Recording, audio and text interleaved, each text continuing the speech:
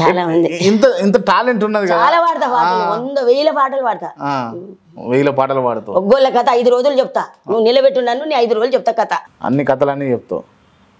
వనమాసం పోయి అడవిలో లవకుశులను కానీ ఆలి తీసుకుపోయి అలా పరమశాలలో ఉంచి మళ్ళా లవకుశులు పోయి రాములవారితో యుద్ధం చేస్తుంటే సీతాదేవి పూజ చేస్తుంటే శ్రీరామ్ అనుకుంటే ఆంజనేయులు పోయి సీతమ్మా నీ భర్తకు నీ కొడుకులు అవుతుంది కొట్లాడుతున్నట్టుకి కొడుకుని శపదెబ్బ కొట్టి మీ తండ్రిరా రాములవారు అని చెప్తే నా తండ్రిరా రాములవారు అని చెప్పి లవకుశులు పోయి కాలు పట్టుకుంటే అమ్మా నాకు చాలమ్మా రామను నేను అయోధ్యలో పుట్టిన నేను అడవిలో భూతల్లికి పుట్టిన అయోధ్యలో మెట్టినింటిని అత్తగారింటికి పోయినా రాములవారు వంశానికి అన్నారు రాముల గొప్ప చెప్పి భూతాలని పిలిపించుకొని భూమి వెలిగినాక తల్లి సీతాదేవి భూమిలోకి వెళ్ళిపోతుంది. ఆడదానికే చెప్తా.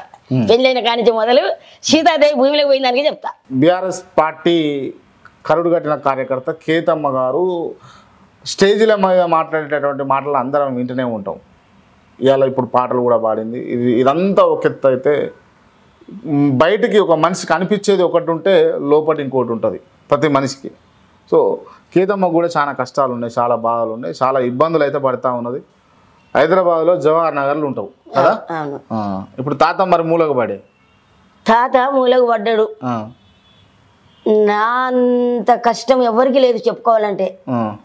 చూడబోదామంటే కూడా నాకు పుట్టినిల్లు ఎవరు లేరు, తల్లిదండ్రులు లేరు, అక్క చెల్లెండ్లు లేరు, అన్నా తమ్ములు కూడా లేరు. ఒక్కదాన్ని పుట్టగానే మా అమ్మ చచ్చిపోయిందట. నాకే తెలియదు. తాత అమ్మమ్మ దాదిరిపోయింది చేశారు.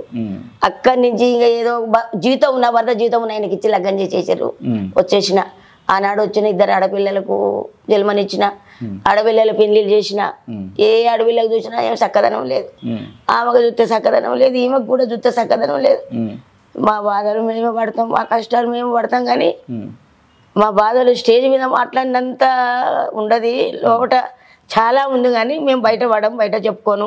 కాబట్టి అన్ని వర్గాల ప్రజలకు నమస్తే పెట్టి చెప్తున్నా. మాకు ఏ పార్టీల మీద ఏం దుష్మనాలు అయితే లేవు. కానీ అందరికీ నమస్తే. మా బాధను అర్థం చేసుకొని, మా కష్టాలు అర్థం చేసుకొని, నేను అందరికి ఒక తల్లి లాంటి దాన్ని. పుట్టెడు దుఃఖంతో ఉన్నా. నా భర్తను చిన్నపిల్లగాని చూసుకున్నాడు, చూసుకుంటుంది నా చిన్న కూతురు. బట్టలు బాతలు పాయగాని పోయేది కూడా ఆయనకు తెలుస్తలేదు. మాతి గతి ఆలోచన చేయండి. మీ అందరికీ నమస్తే. బీఆర్ఎస్ పార్టీ కార్యకర్త, BRS party leader, BRS party మొత్తం అన్నీ కూడా కేతమ్మనే. మరి ఆ కేతమ్మకు కష్టాలలో ఉంది, బాధలలో ఉంది, ఇబ్బంది పడుతూ ఉన్నది. ఒక బీఆర్ఎస్ పార్టీ కార్యకర్త కాకుండా ఆమెలో ఉన్నటువంటి కళకు, ఆమెలో ఉన్నటువంటి నైపుణ్యతకు ఇంత ఏజ్ ఉన్నా కూడా, ఇంత ఏజ్ అయినా కూడా ఇంకా కూడా అంత యాక్టివ్గా ఉంటున్నందుకు చాలా గర్విస్తున్నాను నేనైతే. ఇట్లా ఉండాలి నిజంగా ప్రతి ఒక్కరు కూడా. కాకపోతే మా కేఆర్టీవీ యాజమాన్యం నుంచి, కేఆర్టీవీ నుంచి, నా తరపు నుంచి మీకు ఒక చిన్న సాయం అయితే చేస్తూ ఉంటాం. మీరు కూడా చూస్తున్నటువంటి మిత్రులారా, మీకు కూడా ఎంతో కొంత తోచినటువంటి స్థానం అయితే ఖచ్చితంగా కేతమ్మ లాంటి వాళ్ళ పట్ల సమాజం బాధ్యతాయుతంగా ఉండాల్సినటువంటి అవసరం అయితే ఉన్నది. ఖచ్చితంగా మీరు కూడా ఏదైనా తోచి సమాధానం చేయండి. అవి చిన్నదే ఇది సార్ కొడుక సార్. మీకు ఇట్లాంటి సాయం ఇంకా రావాలని నేను మొదటి సాయం కింద చేస్తా ఉన్నా. మీరు పెట్టుకోండి, దగ్గర పెట్టుకోండి. Right, okay. మళ్ళీ ఇంటర్వ్యూలో కలుసుకుందాం కేతమ్మతో. నమస్తే. నమస్తే.